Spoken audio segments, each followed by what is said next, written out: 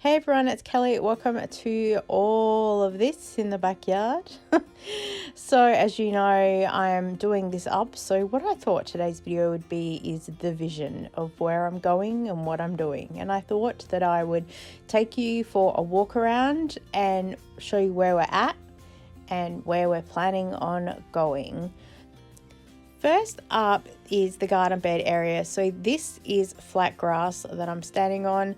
This is a dirt hump, and then this is the base of the garden bed. So all of where I'm standing right now was one massive rectangle of dirt, and I kind of left a big hump here to make a divider between the dirt and the grass. The plan is that I'm going to dig up this dirt and put it back into the garden beds because I still need a lot of dirt, and I've kind of dug up from the massive mound where I originally dumped it all, and so this is the last kind of bit of dirt to dig up. So it runs all the way back down to the shed, so I've got a bit but not a bit. It's hard to explain, so you'll see it in an upcoming video how I'm digging that up and how I'm moving it all around. So that is stage one. Next up, we have the compost bin things. These were set up by my dad, and they're concrete, as you can see, and they in theory work really well. I just have to actually get around to actually using them. So one of them is completely filled with stuff that would have been great as a base in the garden beds, but I just completely forgot. And as you can see, there's a tree growing out of one of them. We've tried to cut this tree down quite a few times, and it's now grown so much that it's banged the top of the compost bin out, and part of the tree has grown around it. So I do need to call someone in there to manage the tree. I think I will get rid of it because it's in my way. I was thinking of even just getting rid of the compost bins completely. But then everyone's like, don't do it. But I don't know if I'll actually use it. Trying to be self-sufficient, but you know, it's just, yeah, I'm not a gardener. If I can do basic stuff, I'll be okay. So here's a bit of a tour of the actual garden bed areas that we have. Now the plan is to get rid of all of this grass, dig it up, whatever. And I have some underlay that I'm going to be getting and dumping all of that down with some cardboard and then some bark chips on top to suppress all the grass and the weeds and everything else. So I do have that plan ready to go. Have to fill this garden bed up as well, and here there is a massive pile of dirt too because I got sick and tired of walking backwards and forwards as I was digging up the dirt. So I just started dropping it on the side of the bed there because it was quicker to dump back into here, which will be the plan once all of the other dirt gets moved around. It's a lot, I know, but there is a plan. And under here actually already is some underlay that was put down when the original garden bed was created. So it's kept the weeds down well just in that small area. This is an olive tree that was planted 10 years ago. I do my best to keep it under control, and this branch nearly takes my head off every time. So dangerous. This used to be the chicken pen. So down the side of it has its own independent water tanks that are there, and I need to clean out the guttering because I would like to get this system up and running again. On the side here, you'll see down below there is a tap so water can go inside, so it can be its own independent garden shed, and I'll talk about that later. This is a lemon tree that also was planted 10 odd years ago, and it's done nothing. It's just, we've never looked after it. It's just kind of sat here. So I'm seriously thinking about digging it out and replacing it with an apple tree or something. But then again, would I look after that? Who knows? This path looks really good when there's not grass and mess. So the plan is to clean that up and get that all looking really well. And then this is the area that I had dumped all the dirt around. And here's part of the hill that I was on a bit before with the garden beds, so we'll just go down to the flat ground. And all of this is the grass and the weeds, and the plan is to get any excess dirt and smooth this all out as much as I can to have a massive flat area. And then I will eventually put some decorations and other bits and pieces in here, so you'll see all that. Again, I've got heaps and heaps of cardboard and other stuff to suppress all the weeds. This is where all the dirt was for the garden beds, and I think I've dug too much. You can see there's two completely different levels here. So I think I'm going to have to backfill some dirt and also work out where there's a good level, because I don't really want two big major levels like this, if it makes sense. Next door are building a house, and hubby said to me that he's worried about the water flow coming down and turning this section into a mud pit. So I want to make sure that we can sort of keep it as level as we can. So I can see that, yeah, I've probably dug down a little bit too much from where the dirt was against the fence there. So that's a plan to deal with it. One thing at a time. I'm just, as I said, yeah, dumping all the ideas at you guys about where we're at and yeah, where we're gonna go. Because I'm frugal or stingy, whatever you want, it's taking me a little bit to actually get rid of all our green waste. I'm just doing it sort of fortnight by fortnight with our green garden bin. So that's why I slashed all the weeds, and then they can just kind of die off throughout the week and I'll load up the bins. If the neighbours are away or they didn't put their bins out, they said that I can put my bin there. So I'm getting an extra bin emptied as it is, so that's really good. The orange tree that's here, again, we don't look after it. There's a whole lot of fallen fruit. I'm going to clean all of that up. I would like to look after it in the future. And then here I did start with a brilliant plan of putting down some tarp, and I was dumping some pebbles that I got here from someone else, and the plan was to build this beautiful curved path type thing and yeah, keep the tarp there so no weeds and stuff would get through it. But I can see that weeds still grow in dirt, so we'll have to make a plan, see where we're going with that. This space along the side, I really want to build like a little bit of a side garden bed to go up against the wall because it won't rot like it would a fence. And I'd love to plant some hydrangeas in there because it will get some really good shade from the orange tree that's there. This poor lattice has been moved from spot to spot and the idea is that it was going to get hung up on these poles so I could hang some pot plants and stuff off, but also to help create some privacy. We used to have plum trees here, and when we cut them down, the neighbours were a little bit unimpressed that we took away their privacy and ours as well. So yes, it's going to go up there, but they're building a house anyway, and I bet they're going to replace the fence as high as this one on the other side. So yeah, it's probably not going to make much difference anyway. Once I put them up, it's just going to be decoration more for us, which will be fine. But apparently they're going to have a grey fence and the other side is yellow, so I'm glad we're not worried about colour coordinating.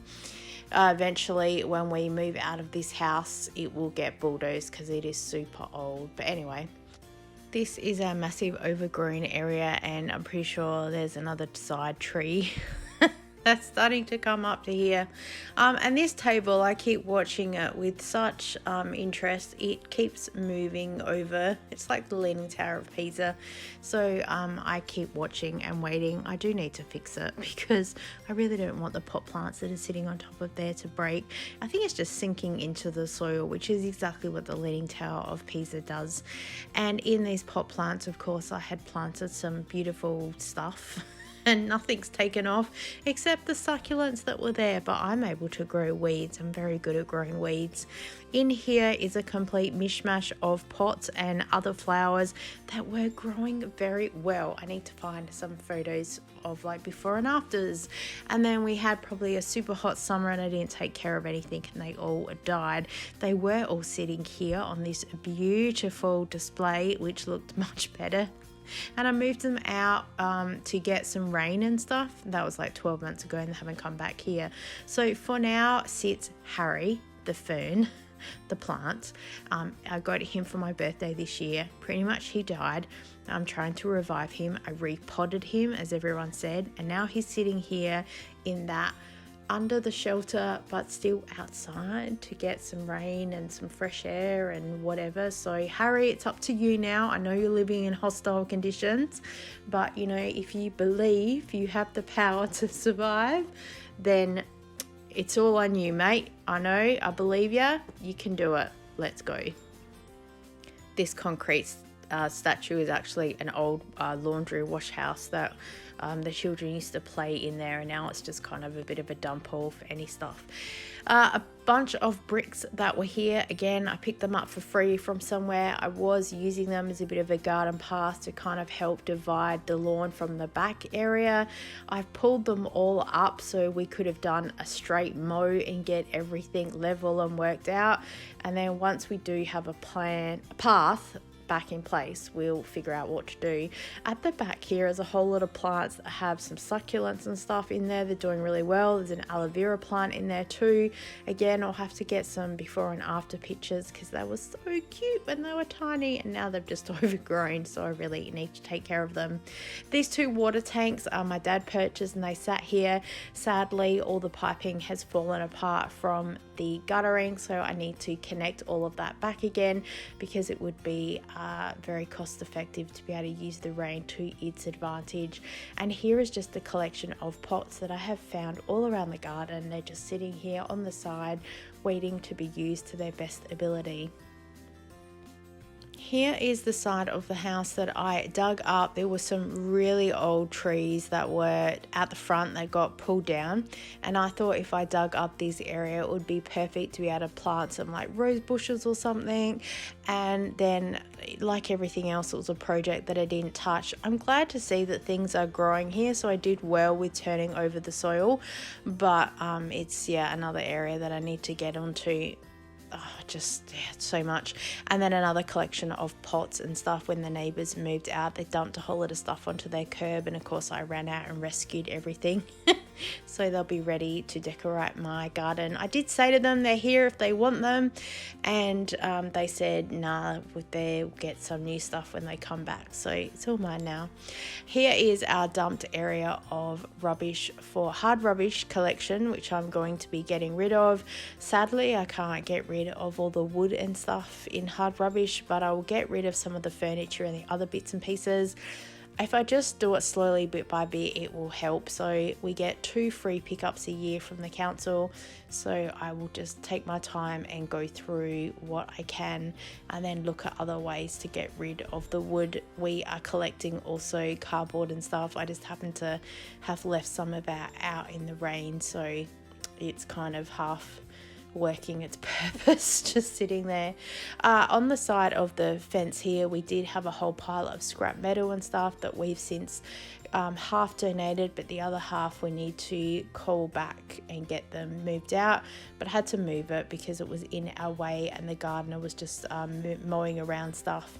And then we've just dumped some other shade cloth and stuff that's here. I really need to move it and get rid of it. Here are some buckets that we've got left over of some more stones that I never got around to cleaning and getting rid of the dirt. So again, they're growing some more weeds. That's my speciality, weed growing. And here is a herb planter that was given to me again for free from a southern group, not my Buy Nothing group. And I did plant some pumpkins and some zucchini and stuff in here, and I overcrowded it and nothing grew, so it just died. And so again, I'm just growing some weeds, and sometimes if I get a plant from Bunnings and I can't plant it that day, I just put it in there because it gets the rain, so it'll get well looked after for a little while. Moving to the side of the house, we used to have a bottle brush tree that was here, and we got it cut out because it was just filling the gutter up and making a mess everywhere, and the water pipe got damaged when that happened, so part of this area got massively dug over to get fixed, and I just haven't come back to fix it all up. For now, we've just got the spare metal that's here on the side, and I will figure out what to do with that later. Some of it might go back in the garden, some of it might get donated. It's way down on the priority list for now, so I will need to deal with it and then look at it later. But our lemon tree is growing very well, as you can see there. At the front here, we had some trees and stuff cut down last year and they got mulched, and the wood chips and stuff just got left here. The pile used to be much bigger. I seriously think someone thinks that I buried someone in the front yard here with the way that the tile was set up. But it's just compacting down, and I probably wouldn't mind if I covered the whole area, to be honest, because the grass being here is a bit of a pain. So if there was nothing to mow, that would be quite good. At the front here, we used to also have another little sort of bush slash tree, and he died, so we dug it out and didn't expect it to come back. But slowly but surely it is coming back, and it's coming back healthier, which is good. So of course there's weeds here as well, so the plan will be to get rid of all of those weeds and again just mulch this area and probably just leave it as bare basic as we can. At the back here is a whole pile of bricks that I collected very physically brick by brick by brick, and the plan is to use those to build the garden beds. And then to the side we have some more pavers, and again I collected those brick by brick and I had to walk around the back of this house backwards and forwards about 50 times, and I'll probably use them as part of a path in the back. But again, it's on the list, we'll get there eventually. Here's the rose bush garden that is not doing very well.